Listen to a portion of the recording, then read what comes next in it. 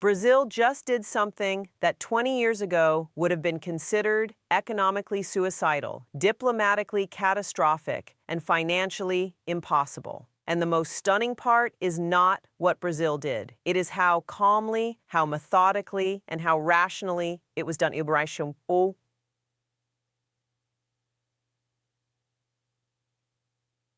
When without crisis, without fanfare, and without asking Washington's permission. $2.7 trillion.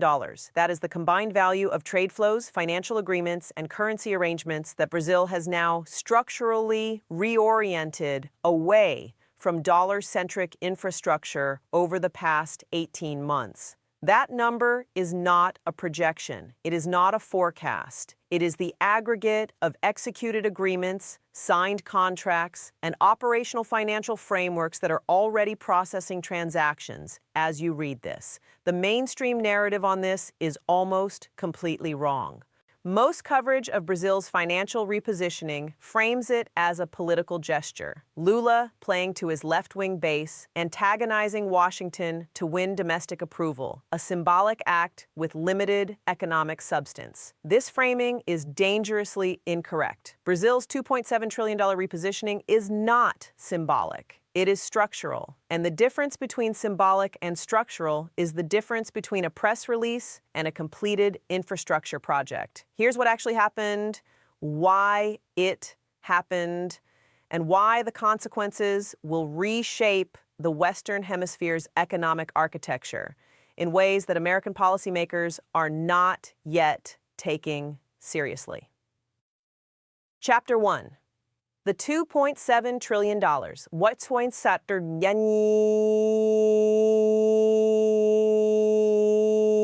What it actually comprises. The $2.7 trillion figure is not a single transaction. It is the sum of 5 distinct but interconnected financial repositioning actions, each of which individually would be significant and together constitute a systemic transformation. The first and largest component, commodity pricing and settlement reform. Brazil is the world's largest exporter of soybeans, the second largest exporter of beef, the third largest exporter of iron ore, and one of the top 5 exporters of crude oil. The combined annual value of Brazil's commodity exports is approximately $340 billion. For the past 50 years, virtually all of this has been priced and settled in US dollars, not because Brazil chose dollar pricing as a positive preference, but because dollar pricing was the default infrastructure of global commodity markets. In the 14 months through December 2025, Brazil signed commodity pricing agreements with China, the UAE, Saudi Arabia, and 6 African nations, covering 67.3% of its total export volume. According to Brazil's Ministry of Finance data, released in the November 2025 quarterly economic report, these agreements have moved $228 billion annually in commodity settlement out of dollar-denominated infrastructure and into bilateral currency frameworks. That is $228 billion per year. Not $228 billion one time. The annualized compounding effect of removing $228 billion from dollar settlement creates an accumulated impact of approximately $1.14 trillion in reduced dollar circulation over the 5 years through 2030. The second component, the BNDES investment reorientation. Brazil's National Development Bank, the BNDES, manages the largest development finance portfolio in Latin America, with a balance sheet of approximately $280 billion.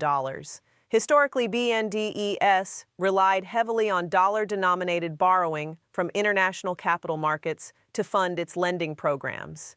Between January 2025 and December 2025, BNDES restructured $94 billion of its funding base away from dollar-denominated instruments, replacing them with yuan swap facilities, euro-denominated bonds, and, most significantly, praxe.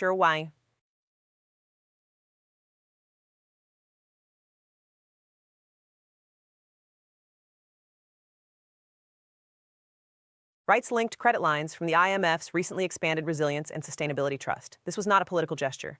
BNDES's Finance Committee approved this restructuring on the basis of a cost-benefit analysis showing that the blended interest cost of the new funding mix was 47 basis points lower than the dollar-denominated alternative. 47 basis points on $94 billion. That is $441 million in annual interest savings. You do not make that decision to score political points. You make that decision because the numbers are better.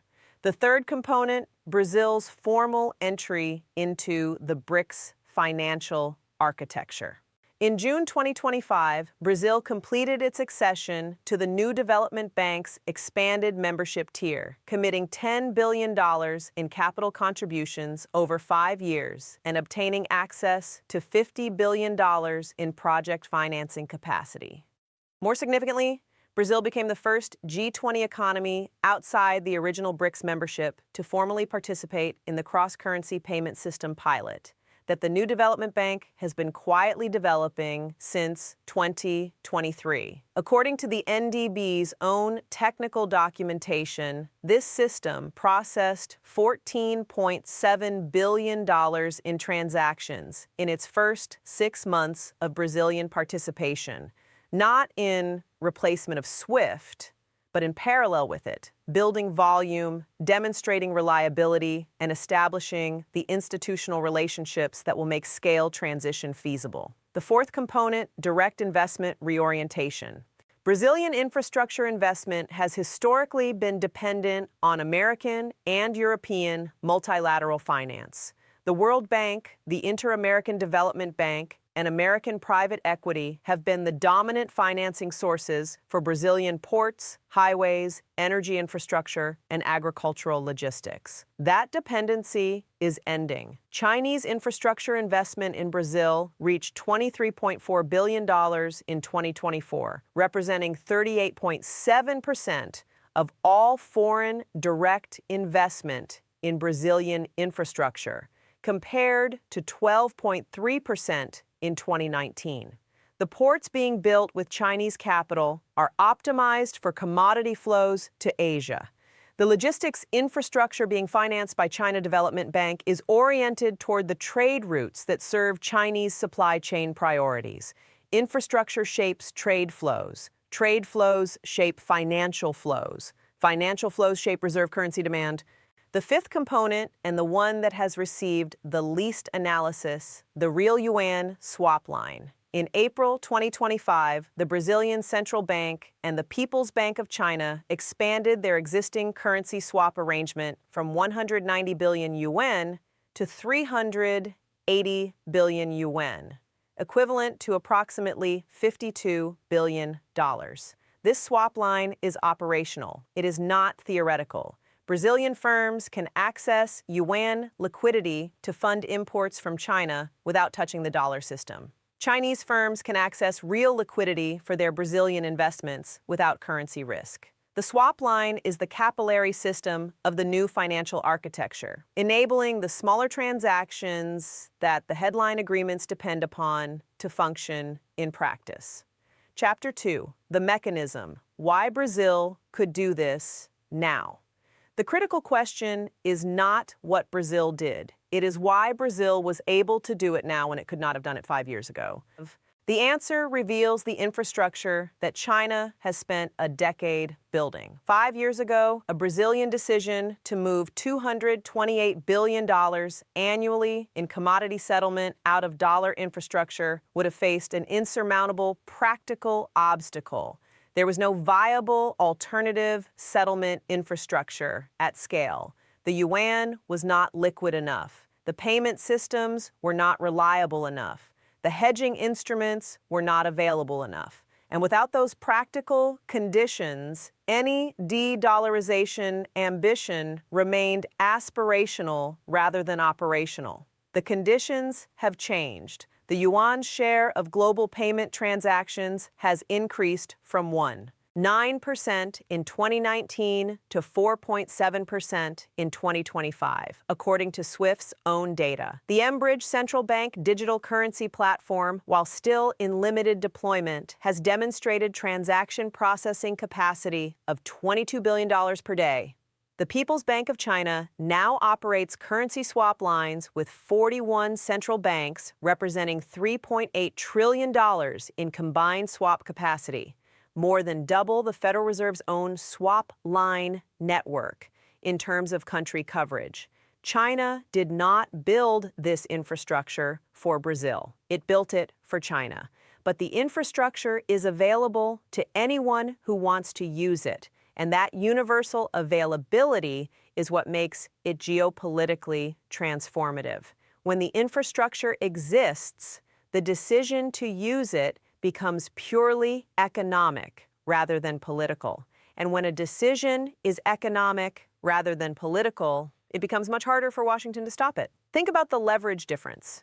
America's traditional tool for discouraging dollar system defection is a combination of diplomatic pressure and implicit financial sanctions threat. Those tools are effective against countries that have no viable alternative because switching carries a prohibitive operational cost. When China builds the alternative infrastructure and demonstrates that it works, the operational cost disappears. The leverage disappears with it.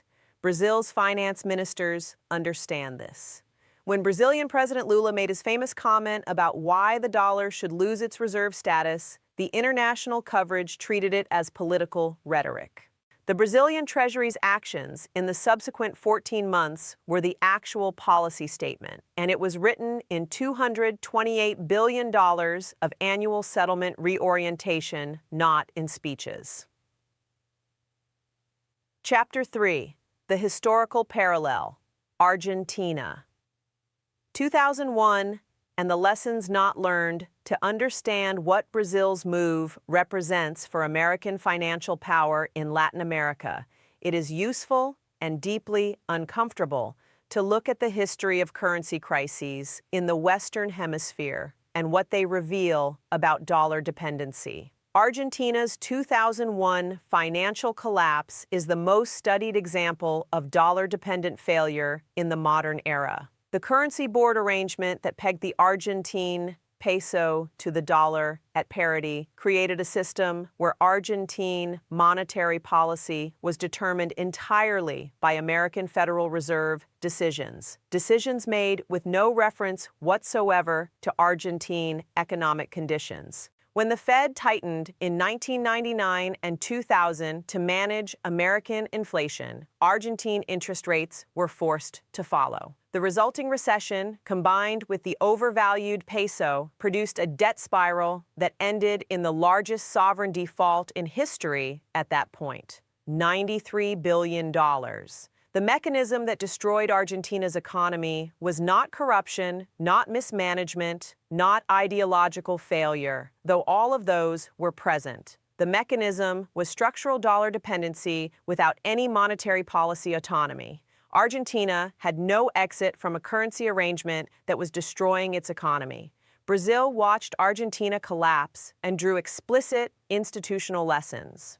The Banco Central do Brasil's reserve management framework, its currency swap development policy, and its commodity settlement diversification all contain documented policy language referencing the Argentine precedent.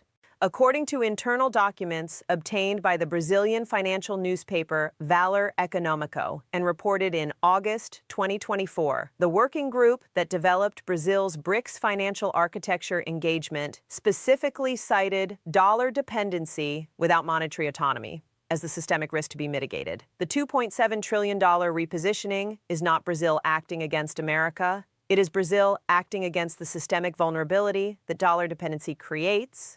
Nets. And America's inability to distinguish between the two is itself a significant strategic failure. Chapter 4. China's calculation. The hemisphere play. Brazil's repositioning does not benefit China incidentally. China has invested over 15 years in making this repositioning possible, and its investment thesis is not difficult to reconstruct. Latin America contains 12.9% of the world's proven agricultural land, 22% of its freshwater resources, and enormous deposits of lithium, copper, nickel, and rare earth elements, the precise inputs that China's industrial economy requires in increasing quantities over the next 3 decades. Historically, American financial infrastructure has mediated China's access to these resources through dollar-denominated commodity markets, American financial institutions, and World Bank-funded supply chain infrastructure. Every dollar of that mediation represents a toll that China pays and a leverage point that America holds. China's strategic objective in Latin America has been precisely to remove that mediation layer, not to displace American political influence, but to eliminate the dollar-denominated infrastructure dependency that adds cost, creates vulnerability, and provides American leverage over Chinese supply chain security. Brazil's $2.7 trillion repositioning removes the mediation layer for $228 billion in annual commodity flows. The NDB and currency swap infrastructure removes the financial mediation layer for project finance and investment. The bilateral trade agreements remove the price discovery mediation layer for a substantial fraction of Sino-Brazilian commerce. What remains is a direct economic relationship. Commodity flows, investment capital, and financial settlement of DI. China controls, Brazil benefits from, and Washington can no longer tax through dollar infrastructure dominance. According to the Inter-American Development Bank's 2025 annual report on Latin American trade, China has displaced the United States as the primary trading partner of 6 Latin American nations: Brazil, Chile, Peru, Argentina, Uruguay, and Panama. The combined GDP of those 6 nations is approximately $3.4 trillion. They collectively account for 68.4% of South America's economic output. When China is the primary trading partner of nations representing 68.4% of South American GDP, the dollar's structural role as the region's settlement currency is not merely challenged, it is structurally undermined in the same way that a river is undermined when you divert its tributaries. Conclusion: the shock.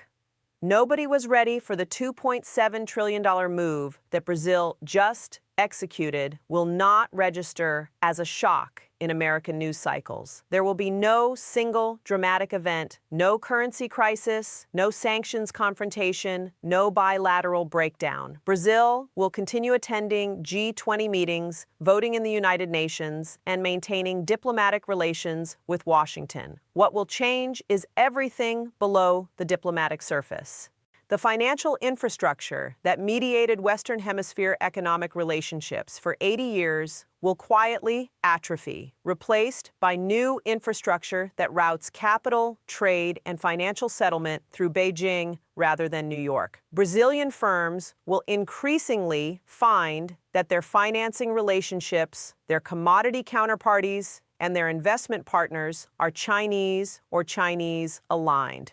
The gravitational center of Brazil's economic universe will shift, not because Brazil was conquered or coerced, but because the new infrastructure is cheaper, more accessible, and better aligned with Brazil's actual trade and investment patterns. For the dollar system, the loss of Brazil is not primarily about Brazil. Brazil is proof of concept. If a G20 economy of $2.1 trillion GDP and 214 million people can execute a $2.7 trillion financial repositioning without crisis, every other emerging market finance minister is studying that proof of concept right now. Vietnam, Indonesia, South Africa, Mexico, each is running the same cost-benefit calculation and arriving at an answer that looks increasingly different from the answer they were running 5 years ago. China knew this would happen. China built the infrastructure to make it happen. And when historians look back at the decade of the 2020s, Brazil's $2.7 trillion move will be identified as the moment the Western Hemisphere's financial architecture began its long, quiet, irreversible reorientation. The dollar won the Cold War. It is not winning the infrastructure war. And infrastructure, unlike ideology, does not negotiate. It simply redirects flows toward wherever the path of least resistance leads. Brazil just showed the world where that path leads now.